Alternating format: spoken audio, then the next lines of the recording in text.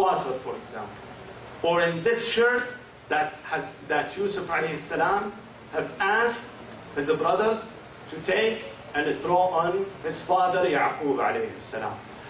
Those agents of blessing sometimes can be a shirt, can be sometimes be a coffin, sometimes can be a monument, sometimes can be a specific time, sometimes can be a location, and sometimes can be a human being.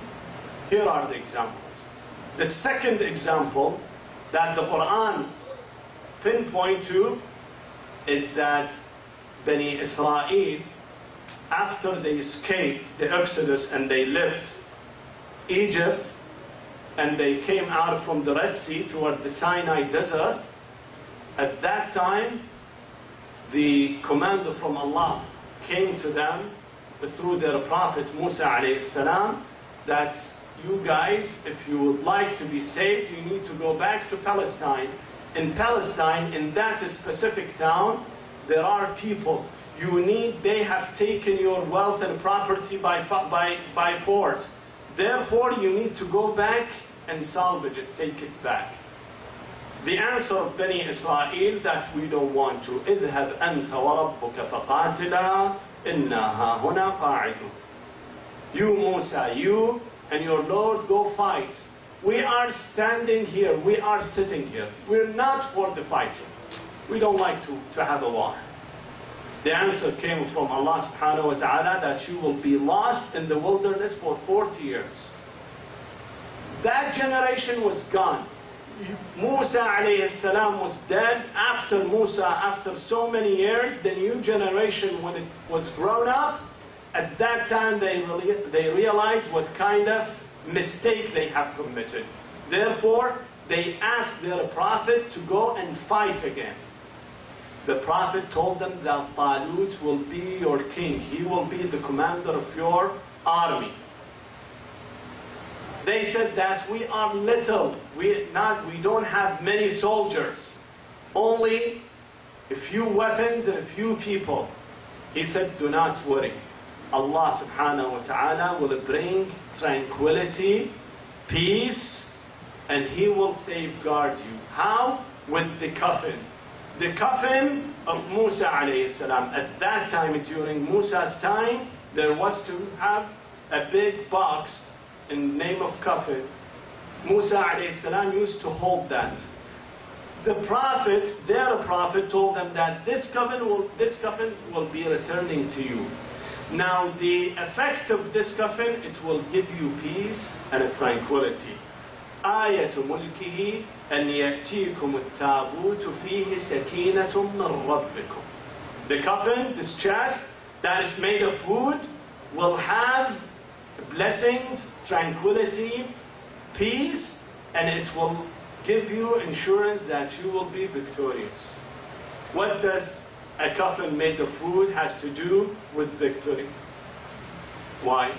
Because Allah subhanahu wa ta'ala has instilled in it this blessing. From Allah, by the command of Allah, has done so.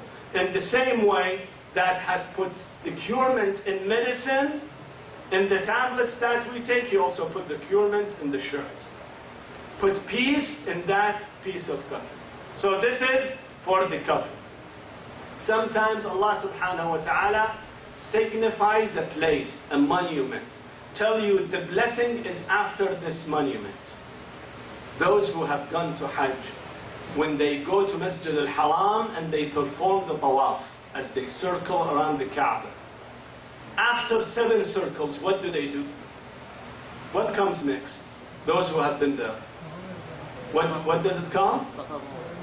Before Safa and Marwa. It is Maqam Ibrahim, you do the prayers. وَاتَّخِذُوا مِن مَقَامِ إِبْرَاهِيمَ مُصَلَّى. Go do the prayers behind the monument of Ibrahim. What is monument of Ibrahim? Monument of Ibrahim is a rock that Ibrahim alayhi salam used to stand on and then build the Kaaba. Allah subhanahu wa ta'ala has commanded everyone who goes to Masjid al-Haram and does the tawaf. Is there a fan on me directly? Because this one? Okay. يلا مو مشكلة. Can this one become closer here? صلوا على محمد وآل محمد. حجي ليش النسوان خلوها مو مشكلة. ليش النسوان؟ بردانات الله. You are cold, huh? Okay. Yeah, alhamdulillah. Okay, now it's good. صلوا على محمد وآل محمد.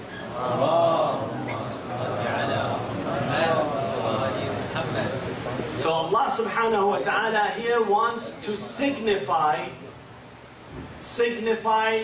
the name of Ibrahim. The monument of Ibrahim tells you to do the prayers, go behind monument of Ibrahim alayhi salam to perform the prayers. Again, this is a place, a monument that has been signified. Sometimes you see a certain time Allah subhanahu wa ta'ala will signify it.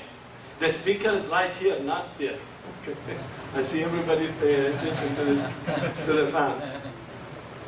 Okay, صلوا على محمد وآل محمد. Now it's good, very good. So sometimes it is a certain time that Allah subhanahu wa ta'ala signifies it. Give it importance. What is it? ليلة القدر خير من ألف شهر. You do the prayers one night, you get a certain thawab. But do the exact prayer, the exact worship. Do it during the night of power, night of destiny, Laylatul Qadr. It will be multiplied more than 1,000 months, meaning more than 80 years. A single prayer. So Allah subhanahu wa ta'ala again is signifying a time. The time becomes blessed. Why? Because with the will of Allah. The wisdom of Allah and His will and His knowledge mandate to signify one specific night. Sometimes Allah subhanahu wa ta'ala signifies a person. All of you have heard about Sulaiman's story. You know Prophet Sulaiman. Prophet Sulaiman had the most advanced kingdom. Ants, humans, jinns, animals, kingdom of animals, or well, his soldiers. They were working with him. He could have spoken the language of animals, the language of ants. He could hear it. Allah subhanahu wa ta'ala has made the tornado, the hurricane, at his disposal. At any time he wanted to do something, the hurricane could do it. وَلِسُلَيْمَانَ الرِّيحَ عَاصِفَةً تَجْرِي بِأَمْرِهِ. With the command of Sulaiman, the hurricane could be established, originated, and moves according to his will. Right? Remember the story of Bilqis, Queen Bilqis from Saba?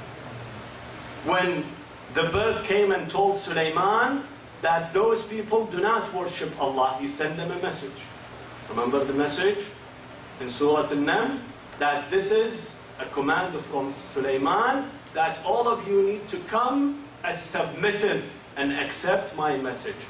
When Bilqis moved from Saba and came to Palestine, Sulaiman told his aides, told them, who can bring me her throne? She used to have a throne in Saba. He said, who can bring me her throne?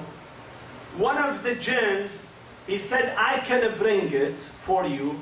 Before you stand up and sit down, you will see the throne here. But another one challenged him. قال الذي عنده علم من الكتاب أنا آتيك به قبل أن يرتد إليك طرفك. In a blink of eye, you will see the throne of Bilqis in front of you. The question, couldn't Sulaiman himself do it? Was it too much for Sulaiman to do it? No. Sulaiman have done even more, stronger things, more strange things, according to our own belief. Right? But why here that person, and the scholars say that person's name is Asif ibn Barkhia. He was the successor of Sulaiman. He was not a prophet, rather the successor of Sulaiman, Wazir of Sulaiman. Why